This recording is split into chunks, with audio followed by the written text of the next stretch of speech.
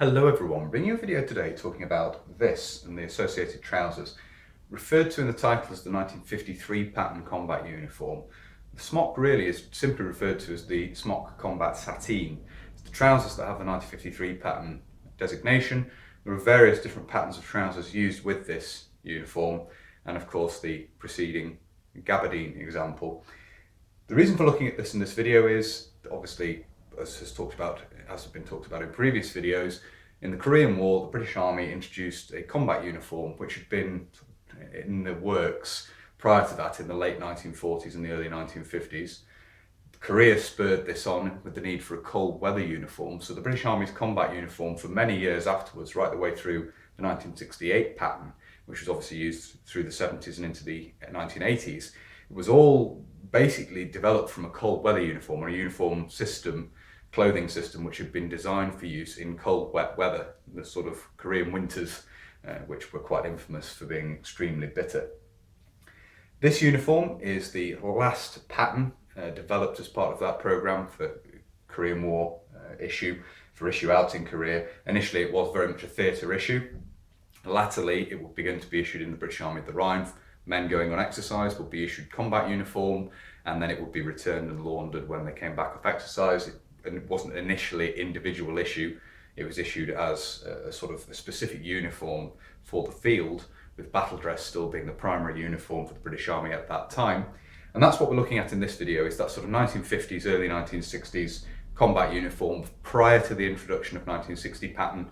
The 1960 pattern combat uniform, of course, being introduced as a standard uniform for the British Army, individual issue, and the Army really switching over through the 1960s from battle dress and combat uniform to wearing purely combat uniform in the field, though you do still see battle dress, of course, worn in the 1960s in the field in some instances, or at least on duties, for example, in Berlin, as was talked about recently in a recent video of men, the full combat equipment fighting order, but wearing battle dress as opposed to combat uniform in the very early 60s, before 1960 pattern was introduced and issued as a standard issue uniform to the British Army at large. So in the 1950s, post-Korea, immediately after Korea, as I say, the British Army had this new combat uniform which had been developed during the Korean War for use in Korea. And obviously the existing patterns, the gabardine uniform which preceded this, is a slightly different cloth, but essentially the smock is the same cut, would still be issued out. Obviously, if they were in stocks and they were still serviceable, they would be issued out as well. And the preceding patterns of trousers, which will be looked at in a separate video at some point in the future. What we're looking at in this video is basically what had become the standard at the end of the Korean War, which would see further production in limited quantities in the 1950s. You do see them with post-war dates, post-Korean War dates, that is to say. So the trousers we're going to look at are included within that. They're actually dated 1954, and certainly you see smocks and trousers made 1955 and a bit later on in the 1950s as well, along with other parts of the uniform such as the parka. But that's a topic for a separate video. The smock has been talked about previously on the channel. It's very similar to the 1960 pattern, which came afterwards. You have the distinctive stitched collar here. The manufacturing quality is very, very good, very high. The collar can be buttoned up there, as you can see. We have a little tab and buttons at the collar there, so it can be turned up and buttoned across. You have a zip closure down to this point down the front here, so about 3/4 of the way down the front, and then a button flap all the way over that, right down to the bottom here, you can see. And the buttons are made of a form of vegetable ivory. Latterly, of course, the green plastic buttons used on the 1960 pattern would be used on the later manufactured examples of this uniform as well. Two breast pockets. You have just plain flat patch pockets on the top there with a single point flap. You have a little pocket worked in here, which there's been some debate about this, but looking at it, these appear on the parkas as well. It appears these are actually designed to take the quartz fibre dosimeters, which obviously would give you a reading of radiation absorbed if you were operating in a contaminated area. So that seems to be the specific use for this little pocket here. It's a perfect fit in there. Lower pockets just look at this here. They do have a pleat sewn at the bottom. You can see that there. Obviously with use, these are sort of pulled out, but they are pleated, the lower pockets, to give a little bit more volume there. You do have a draw cord at the waist. You can see how this is puckered around the waist here. And you do have a draw cord down at the hem as well. So overall, a very nice uniform, very well designed, and obviously would essentially be perpetuated with some minor modifications to the 1960 pattern for standard issue in the 1960s. We'll start moving this around now and have a look at some of the other details. So turning the Smock round, quite unusually we do have parachute qualification up on the arm here. That's original to the Smock, so I've not removed it. Wearing of insignia on combat uniform, the time period we're talking about would have been very unusual because it wasn't generally individual issue, but that's an example there of insignia being used on these. You can see the elbow reinforcement here. There's a large oblong patch worked in all the way around the elbow there to give reinforcement. And then you can see it, the cuff here, undo the button. You have two cuff buttons with a gusset there, which allows this to be drawn in and adjusted in tighter or looser for greater or lesser ventilation. Trap more air underneath, as again, cold weather uniform in that regard, that features for that purpose again, and having the gusset in the cuff as well. We lift the collar up here, you can see the very long epaulette, which runs right up to a button on the collar. And as we'll see, there is an attachable hood with this. We'll see that in just a few minutes. That is one of the buttons also used to attach the hood as well. So the epaulette runs right up to the collar there, and three buttons around the collar as we see as we turn this round to allow the attachment of the hood. Looking at the back of the uniform here, we can see single seam running all the way down the rear there, the draw cord at the waist and at the hem again. We turn the collar up, you can see the third button. You have the two epaulette buttons and the third button in the centre there, which allows the hood to be attached. And again, good view of the stitched collar there, as you can see. And very nice feature of this uniform, which many men lamented when the 1960 pattern DPM uniform was phased out in favour of the 1968 pattern. So those who had them kept hold of them for as long as they could, because these are a very well made uniform, and obviously the 1960 pattern, both in OD and DPM, was closely based on these. That's the back of the uniform. We'll turn this around now and have a look at the other side. There's not a huge amount more to talk about here. I'll just raise the arm out of the way so you can see the seam detail down the sides here, as you can see there. There are various darts and things let in to obviously make this a bit more of a shaped garment rather than it just being a big shapeless coat. It is somewhat tailored in. And you can also see underneath the arm here, we do have a ventilation hole as well worked in there. And you can see that, see that's worked in and then passes through the lining as well to allow the ventilation underneath the arms there. So that is the outside of the uniform. We'll turn this inside out now and have a look at the internal details. With this turned inside out on the mannequin, we can have a look at the internal details. The lining of this is actually made of gabardine, the material that the original combat uniform was made from. It wasn't found to be hard wearing enough, so sateen was substituted. You can see we have two breast pockets there worked in, part of the lining, basically the same material as the lining. You can see details of the draw cord at the waist there, and then details of the draw cord at the hem there as well. A large label here you can see with instructions for wearing this. Unfortunately, the main label there has washed out somewhat. It's likely, given the sateen stamp which has been put on over this, that this actually was originally a label for one of the gabardine examples of the combat smock, and then sateen has been over-stamped because the label's been used on a sateen example, a later sateen example, which is what we have here, the smock, the same design essentially, but manufactured in sateen cloth rather than gabardine. If we turn this round, you can see details of the lining here running all the way down to the cuff. Raise this out of the way, you can see the internal detail of the ventilation hole there with the reinforcement piece across there to prevent that from tearing. Quite important obviously with soldiers. The movements they're making could have torn this hole quite easily, so nice big reinforcing piece worked in there to stop that from happening. And you can see again fully lined all the way down to the hem. Looking at the rear here, you can see a single seam running down the centre there in the lining material as well. A big poacher's pocket at the rear here, which was a feature of British combat uniform which would stick around for quite some time. Further patterns of combat uniform introduced after this. Single button in the centre there. It's a big old poacher's pocket in the bottom there to give you some carrying capacity there for soft kit, that sort of thing. It's generally what it's intended for. One thing to talk about before moving on to the trousers is the hood for the combat smock.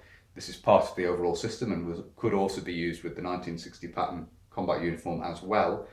It's designed basically to button on, to give an extra layer of wind protection over the head. Obviously it's sateen, it's not waterproof, but it's water resistant to a degree at least, but would become saturated over time. You have a draw cord around the opening at the front there, as you can see, a little wooden toggle there to allow that to be drawn in. Chromed press stud or snap at the front there, which allows that to be closed up around the face, around the chin there. You can see the sort of protection that would offer.